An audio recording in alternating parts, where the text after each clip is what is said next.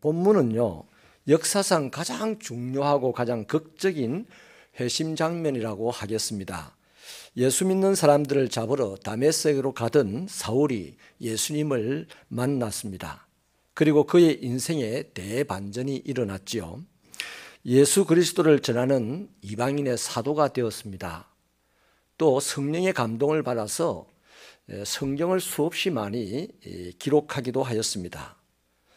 기독교의 틀을 온전히 세우기도 하였죠.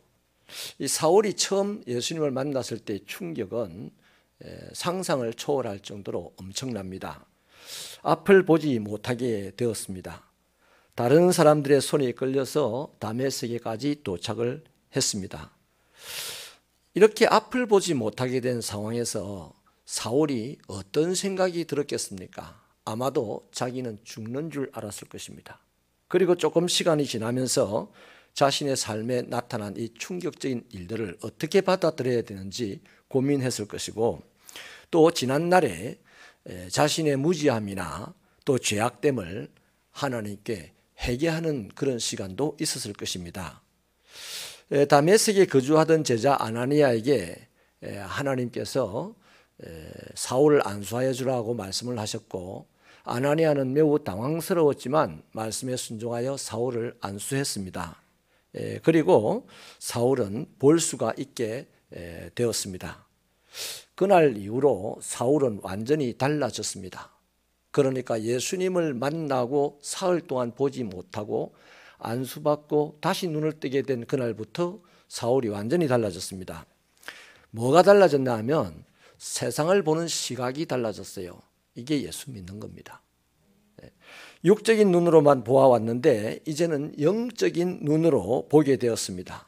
모든 만물을 십자가와 부활의 눈으로 보게 되었다는 것이죠. 이 땅의 것만 바라보지 않고 영적인 것, 하늘의 것도 바라보게 되었습니다. 그렇습니다. 예수를 믿는다는 것은요, 믿습니다. 그리고 예배드리고 헌금하고 이것만 하는 건 아니에요. 그건 부처를 믿어도요, 절에 가서 예배드리고 헌금하고 다 합니다. 예수를 믿는다는 것은 가장 분명한 기독교적인 특징은 새로운 시각을 가진다는 거예요. 믿음의 눈을 가지는 것이요, 영혼의 눈을 가진다는 것입니다. 그러므로 그리스도인은 이제 육의 눈으로 볼 수 없는 것들을 보면서 살아가는 사람이 그리스도인이에요. 이게 정말 귀한 얘기입니다. 육의 눈으로 볼 수 없는 것을 보면서 살아가는 사람들이 그리스도인이다. 여러분, 예수님 봤어요? 나 아직 한 번도 못 봤어요. 근데 육의 눈으로 볼 수 없는 그 예수님을 보는 눈을 떠야 되는 것이죠. 근데 보지도 못하고 이제 예수를 설명하려고 하니까 만 가지로 꾸며야 되고 퍼포먼스를 해야 되고 그러는 것이죠. 그래서 여러분, 그리스도인들은요, 반드시 육신의 눈으로 보이지 않는 것을 보려고 애를 써야 됩니다. 찬송가에 나 같은 죄인 살리신 오늘 우리가 불렀는데, 이 가사 중에 잃었던 생명 찾았고 광명을 얻었다 하는 이 부분의 원가사는요, 이렇습니다. 나 전에 하나님께로부터 잃어버린 자였다. 그러나 하나님이 다시 나를 찾았고 나는 이제 주님을 보게 되었다, 이 말입니다. 원가사가 그래요.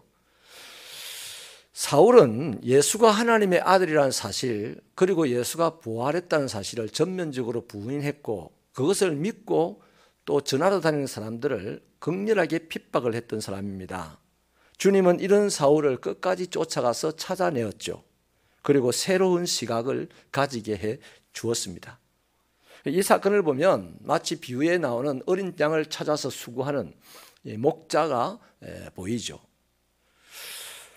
드디어 사울은 부활한 주님을 만나서 이제 믿음이 생기고 시각이 바뀌게 되니까 빛이 보인 겁니다. 마치 예수님이 생전에 내가 세상의 빛이 됐던 그 말씀처럼, 아, 이 세상의 빛이 저분이 맞구나 하는 것을 알게 된 것이죠. 그래서 광명을 찾은 인생이 되었고 이제 새로운 시각으로 살게 된 것입니다. 시편 기자는 119편 18절에서 내 눈을 열어 주의 기이한 법을 보게 하여 주십시오, 이렇게 간절하게 기도합니다. 대단히 중요한 기도입니다. 오늘 우리 이것을 가지고 기도해야 될 텐데, 믿음으로 사는 사람은 보는 눈이 새로워지게 되어 있습니다. 세상만 보던 사람이 믿음이 들어가니까 드디어 주님이 보고 싶어지는 거예요. 여러분, 주님이 보고 싶습니까? 그냥 뭐 큰 복권 하나 얻으려고 보고 싶은 정도가 아니고요.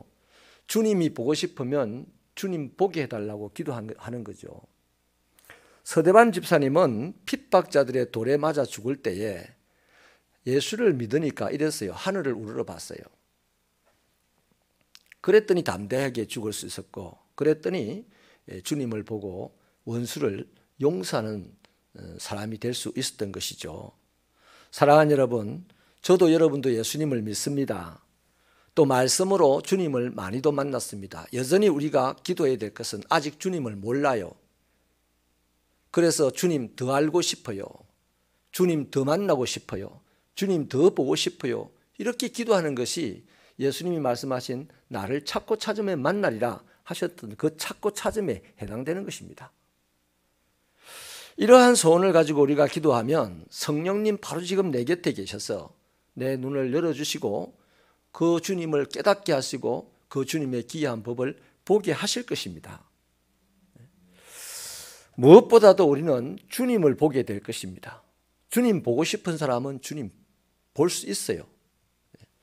이 땅에서는 좀 희미하게 보이겠지만 이렇게 내 눈을 열어달라고 기도하면 점점 또렷하게 보게 될 것입니다. 그리고 마지막 때에는 그 주님과 얼굴을 대하여서 보게 될 텐데, 이 세상에 살아가는 동안 희미하게 보이는 그 예수님을 보고 싶어서 눈을 열어달라고 기도하지 않고 애를 쓰지 않는 사람은 진짜 주님이 나타났을 때 귀신이 나타난 줄 알고 도망갈 거예요.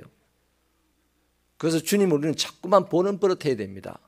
그래야 주님을 만났을 때 성경에 보면 이 산 저 산 막 도망다니고 바위야 나를 숨겨다오, 주님이 왔는데 다 도망가더라고. 주님이 오면 우리 어떻게 됩니까?